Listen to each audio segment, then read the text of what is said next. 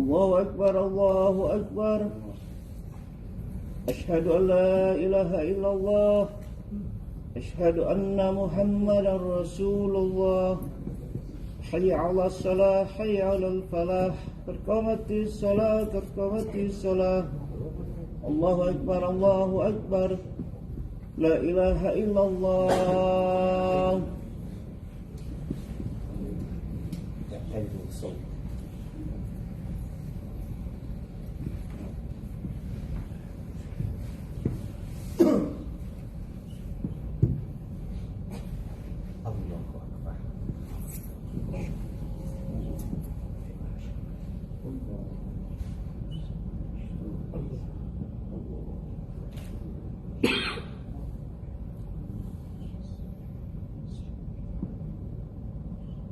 الحمد لله رب العالمين الرحمن الرحيم مالك يوم الدين إياك نعبد وإياك نستعين اهدنا الصراط المستقيم صراط الذين أنعمت عليهم غير المغضوب عليهم ولا الضالين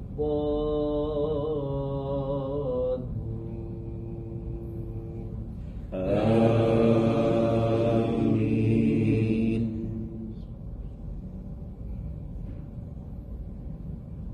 مثل الذين ينفقون أموالهم في سبيل الله كمثل حبة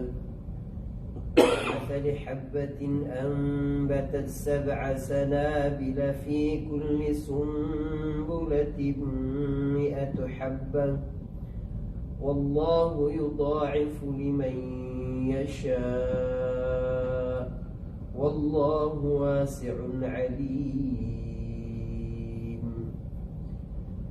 الذين ينفقون أموالهم في سبيل الله ثم لا يتبعون ما أنفقوا منا ولا أذى لهم أجرهم عند ربهم ولا خوف عليهم ولا هم يحزنون. قول معروف ومغفرة خير من صدقة يتبعها أذى والله غني حليم. يا أيها الذين آمنوا لا تبطلوا صدقاتكم بالمن والأذى كالذي ينفق ماله رئاء الناس ولا يؤمن بالله واليوم الآخر فمثله كمثل صفوان عليه تراب فأصابه وابل فتركه صلدا لا يقدرون على شيء مما كسبوا والله لا يهدي القوم الكافرين. الله أكبر.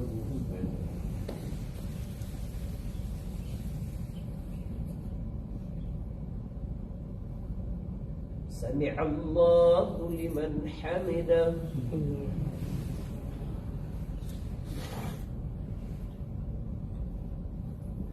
الله أكبر.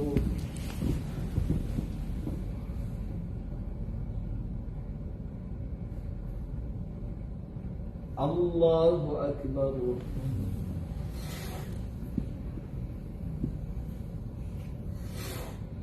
الله أكبر.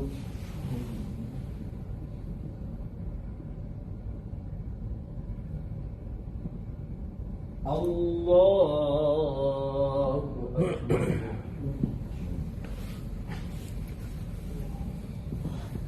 الحمد لله رب العالمين الرحمن الرحيم مالك يوم الدين إياك نعبد وإياك نستعين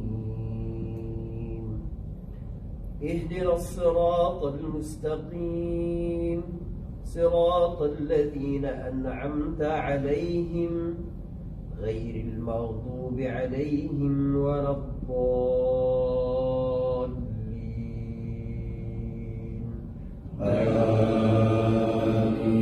آمين.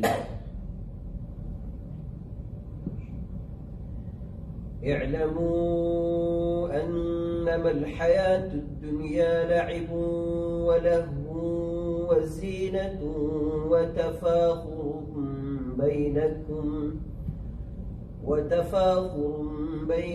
وتكاثر في الأموال والأولاد كمثل غيث أعجب الكفار نباته ثم يهيج فتراه مصفرا ثم يكون حطاما وفي الآخرة عذاب شديد ومغفرة من الله ورضوان وما الحياة الدنيا إلا متاع الغرور سابقوا إلى مغفرة من ربكم وجنة عرضها كعرض السماء والأرض أعدت للذين آمنوا بالله ورسله ذلك فضل الله يؤتيه من يشاء والله ذو الفضل العظيم ما أصاب من مصيبة في الأرض ولا في أنفسكم إلا في كتاب من قبل أن نبرأها إن ذلك على الله يسير لكي لا تأسوا على ما فاتكم ولا تفرحوا بما آتاكم والله لا يحب كل مختال فخور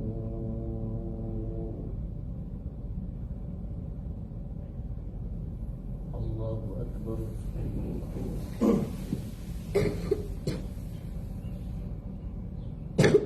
سمع الله لمن حمده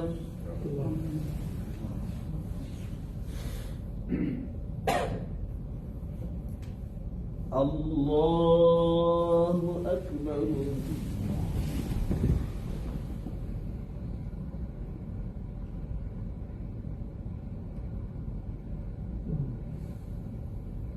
الله أكبر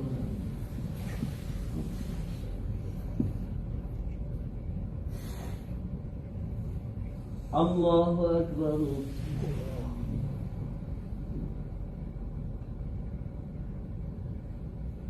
الله أكبر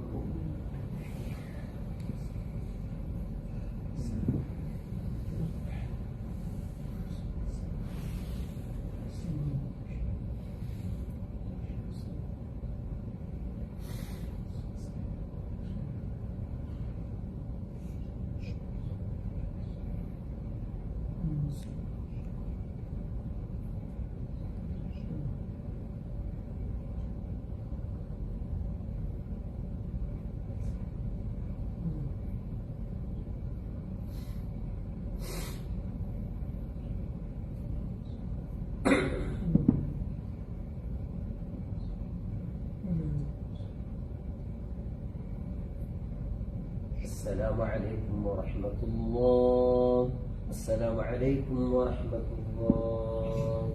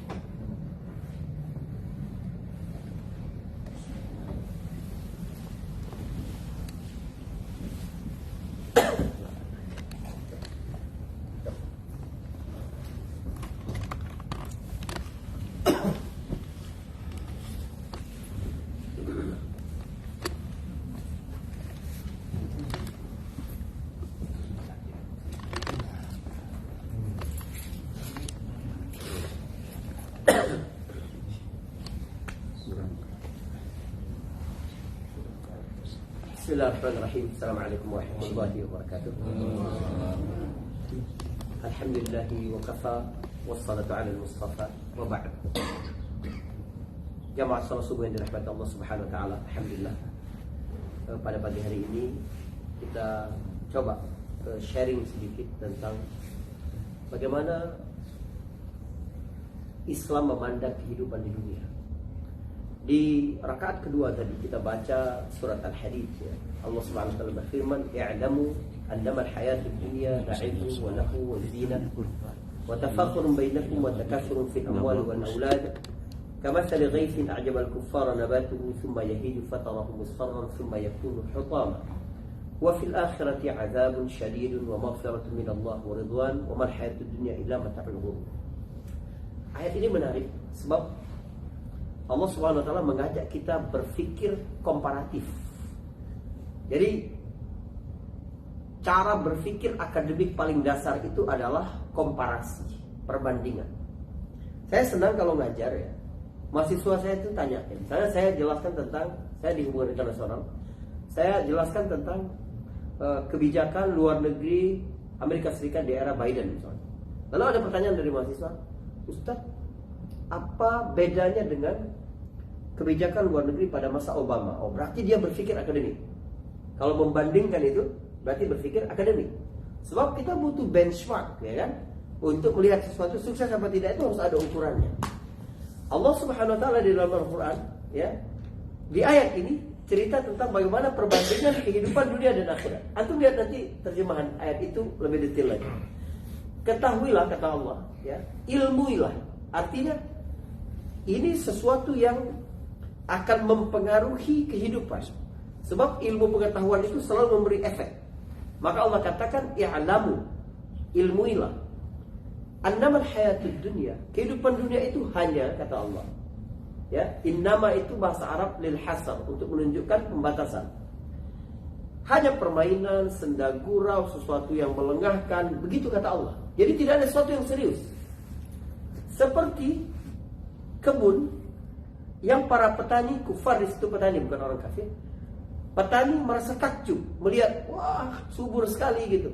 Tapi sebentar saja dia akan menguning lalu mati. Sementara akhirat, kata Allah Subhanahu wa taala, "Wa fil akhirati 'adzabun syadidun wa maghfiratun minallah wa ridwan."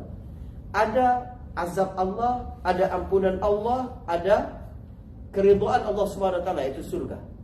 Maka segala sesuatu yang berbanding dengan dunia tidak ada artinya sama sekali dibanding akhirat. Wa mal hayatud dunya illa mata'ul ghurur. Dia cuma permainan yang begitu. Baik. Kita sekarang hidup di dunia. Kenapa Allah berikan dunia kepada kita? Kalau sekiranya dunia itu tidak ada artinya. Allah Subhanahu wa taala menginginkan kita hidup di dunia ini agar kita dapat menukar segala pernak-pernik kehidupan dunia itu untuk kepentingan akhirat. Maka dia ada gunanya. Jadi kalau kita mau melihat seseorang punya visi akhirat apa tidak, tidak bisa kita melihat sholatnya, puasanya, tidak. Tapi lihat bagaimana dia menggunakan seluruh potensi dunia yang dia miliki untuk kepentingan akhirat. Pernah suatu hari Umar bin Khattab lagi di masjid bersama sahabatnya. Waktu itu dia jadi khalifah. Ada seorang sholat, bagus sekali sholatnya. Sahabat Umar ini bilang begini, "Itu orang baik sekali." Kata Umar, "La'allaka tarahu sajidan hakadha wa raki'an hakadha", kata Umar. "Kamu sepertinya melihat dia ruku begini, dia sujud begini." Ya, betul, kata dia bilang. Apa kata Umar? "Hal tu'amiluhu fid dananir wad darahim?" Kamu pernah enggak berhubungan dengan dia dalam urusan uang? Kata Umar begitu. Dia bilang, "Belum pernah." "Idzan la ta'rifu." Kalau begitu kamu belum kenal dengan dia. Jadi ukuran seseorang baru disebut benar beragamanya ketika dia benar memandang kehidupan dunia. Di antara hikmah Nabi SAW berdagang ketika masih kecil untuk mengetahui asli manusia. Manusia kalau di masjid lagi sholat bisa terlihat khusyuk, takut, ya, tawadhu. Tapi ketika berhubungan dengan uang, asli manusia keluar. Benar. Yang punya taring keluar taring, yang punya kuku keluar kuku, yang punya tanduk keluar tanduk. Maka Nabi SAW berdagang dulu sebelum menjadi Rasul, biar dia tahu bagaimana aslinya manusia. Islam tidak melarang seseorang untuk giat dalam kehidupan dunia, tidak melarang. Tapi jadikan itu di-convert ya, dapat nilai akhiratnya itu. Dan tidak ada hubungannya. Seseorang yang punya dunia banyak bukan berarti dia tidak bertakwa.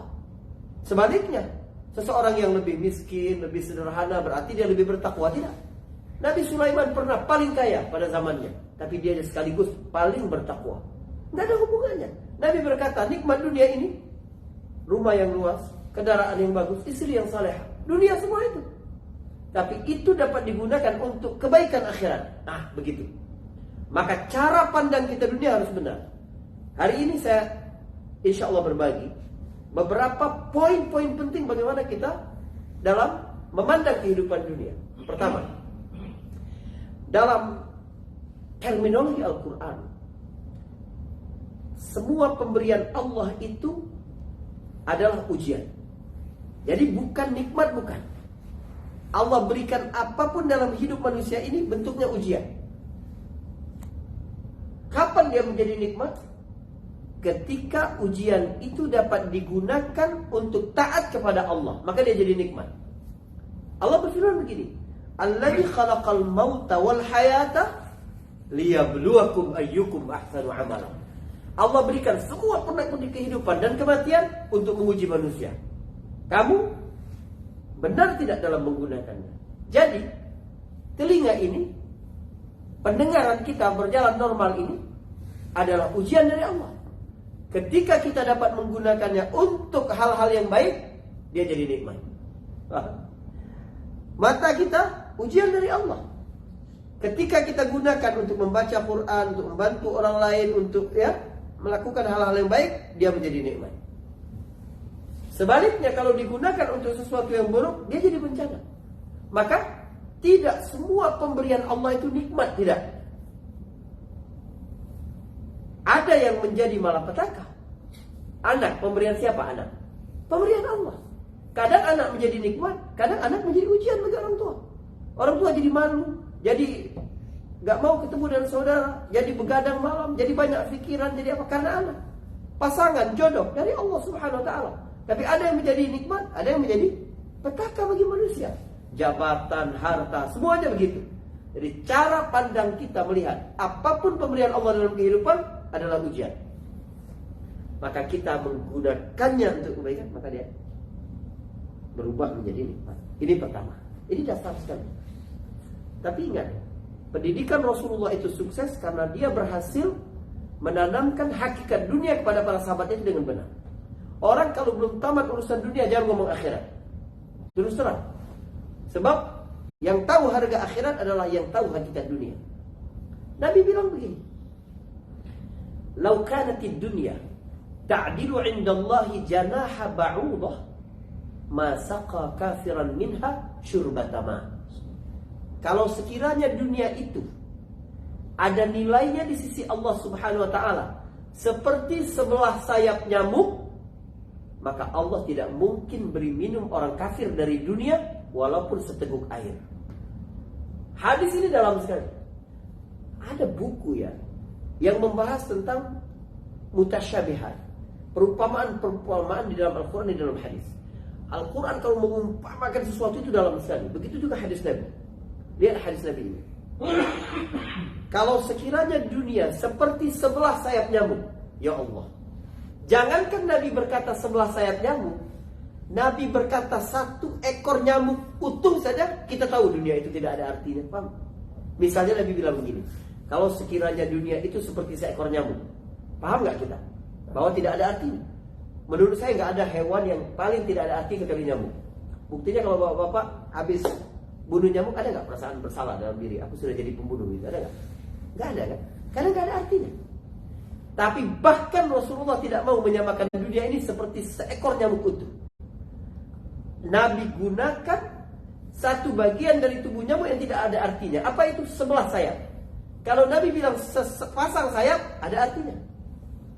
Atau Nabi tidak berkata seperti kaki nyamuk.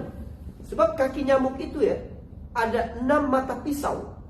2 untuk operasi, 4 untuk menggali. Di ujung 2 pisau untuk operasi itu ada zat anestesi yang membuat ketika dia kerja kita nggak kerasa. Nyamuk itu ketika udah selesai dia terbang, baru zat biusnya itu hilang, baru kita merasa gatal. Kita tepuk, dia ketawa di atas. Udah habis masa itu. Rasulullah nggak sebutkan itu. Atau seperti kepala nyamuk, tidak. Ada 100 lebih ya radar di kepala nyamuk itu, sehingga dia tidak nabrak dinding segelap apapun itu. Dia dapat mencium bau darah dimanapun itu, ya, pada radius tertentu. Tapi Nabi gunakan kata 11 sayap nyamuk. Kalau dunia ini ada artinya di sisi Allah seperti 11 sayap nyamuk saja, maka Allah nggak mungkin memberi orang kafir minum seteguk air dari dunia. 86% dunia ini terdiri dari air. Allah nggak mungkin kasih mereka minum kalau ada artinya seperti 11 sayap nyamuk. Artinya kalau hari ini kita melihat orang yang ingkar kepada Allah, durhaka kepada Allah, minum bergalon-galon, bahkan dia jualan galon, iya kan? Berarti dunia nggak ada artinya. Sebab mustahil Allah mencintai seseorang dan memberinya sesuatu yang tidak ada artinya. Maka tanda sayang Allah kepada seseorang bukan pada hal-hal yang tidak ada artinya di sisi Allah. Maka kita melihat ada dalam diri kita kadang ada pikiran, kenapa aku sudah sholat lebih rajin, puasa sunnah lebih rajin, baca Quran lebih banyak, sholat malam, tapi rezekiku ya lebih kecil, lebih sedikit dibanding rezeki orang yang tidak sholat. Kamu bicara apa? Kalau kamu bicara ukurannya adalah pemberian dunia, dunia tidak ada artinya. Kalau tidak ada arti, berarti bukan standar Allah sayang atau tidak kepada seseorang dengan diberikan sesuatu yang ada artinya. Paham? Saya punya anak 4 orang. Sebelum pulang masuk rumah, saya ambil lumpur di depan rumah saya itu. Saya panggil abang, anak saya yang paling tua. Abang, papa ada hadiah buat kamu lumpur. Kira-kira adiknya bilang, papa ini nggak adil banget kasih abang saja, atau malah adiknya ngetawain karena saya kasih lumpur. Di mata mereka tidak ada artinya. Jadi bukan tanda sayang kalau memberikan sesuatu yang ada artinya. Maka ini yang saya sampaikan. Allah Subhanahu wa ta'ala jika memberikan sesuatu kepada hambanya yang mukmin, tapi juga memberikan sesuatu kepada hambanya yang kafir dengan hal yang sama, berarti sesuatu itu tidak ada nilainya di sisi Allah. Allah memberikan harta kepada Nabi Sulaiman, tapi Allah juga memberikan harta kepada Qarun, maka harta bukan tanda Allah sayang kepada seseorang. Allah memberikan kekuasaan kepada Nabi Daud, tapi Allah juga memberikan kekuasaan kepada Fir'aun, berarti kekuasaan bukan tanda Allah sayang kepada seseorang. Apa yang tanda sayang Allah? Kalau dia hanya berikan kepada hamba-hamba pilihan, hamba-hamba kesayangannya. Apa itu? Kenikmatan dalam beribadah, istiqamah, rasa haru ketika kita sujud, rasa senang ketika kita berpasrah kepada Allah, rasa sakinah karena keimanan kita kepada Allah SWT. Allah hanya berikan kepada orang mukmin. Maka sekarang tidak ada lagi ucapan di dalam diri kita itu, kenapa aku sudah rajin sholat tapi rezekiku begini saja. Rezeki apa? Rezeki itu luas sekali. Kalau Allah berikan jenis rezeki kepada orang kafir sama, berarti rezeki itu tidak ada nilainya di sisi Allah Subhanahu wa ta'ala. Itu dunia. Ya, sudah habis waktunya. Masih. Baik. Bapak ibu-ibu dan rahmat Allah Subhanahu wa ta'ala. Maka kita bekerja ini untuk apa, Ustaz? Kalau gitu kita gak usah kerja untuk dunia. Memang kita tidak boleh kerja untuk dunia. Lah, terus kita boleh bekerja untuk dunia kalau itu dapat memberikan dampak baik bagi akhirat kita. Perhatikan. Maka ada 2 pekerjaan di dunia ini. Pekerjaan-pekerjaan yang sifatnya duniawi, pekerjaan-pekerjaan yang sifatnya ukhrawi. Paham? Pekerjaan duniawi dan pekerjaan ukhrawi.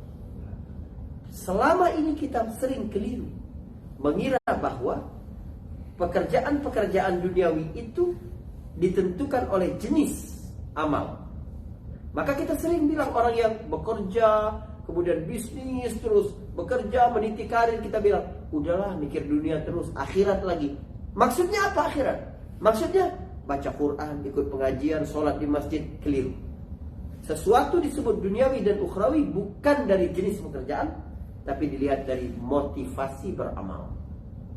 Apapun yang kita lakukan di dunia ini dapat menjadi ukhrawi, sekaligus dapat menjadi duniawi. Apapun itu, kamu pergi keluar untuk bekerja, apa motivasimu? Mencari nafkah, Ustaz, biar dapat uang, menyelamatkan keluarga saya dari kehinaan meminta-minta, agar saya bisa beri sedekah. Sedekah paling baik itu menyuap makanan ke istri kita.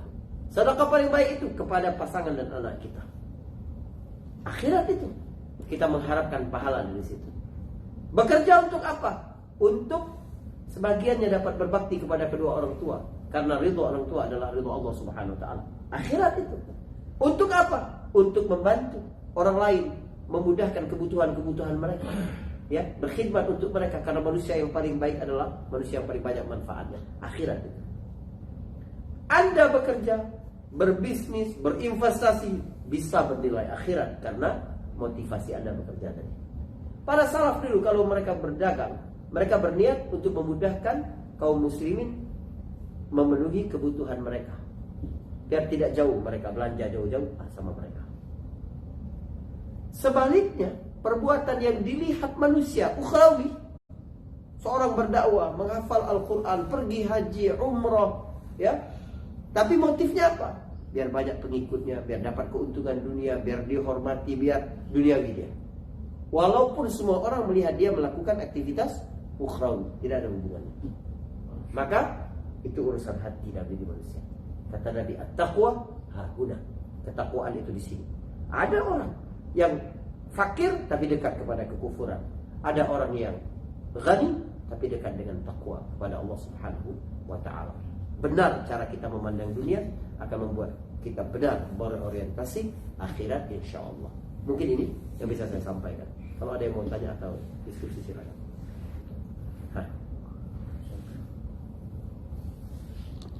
Paham insyaallah Bapak. Ada Ustaz Anas, kalau ada satu yang keliru bisa diminta. Silakan. Allah barik fiik. Insyaallah. Ya, kalau tidak ada kita tutup. Subhanakallahumma wa bihamdik, asyhadu an la ilaha illa anta, astaghfiruka wa atubu ilaik. Wassalamualaikum warahmatullahi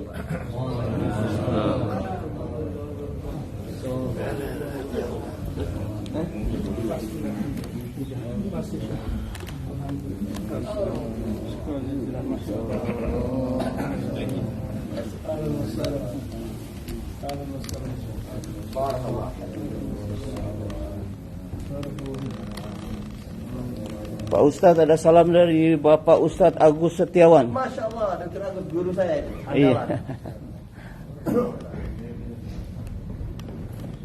Baik.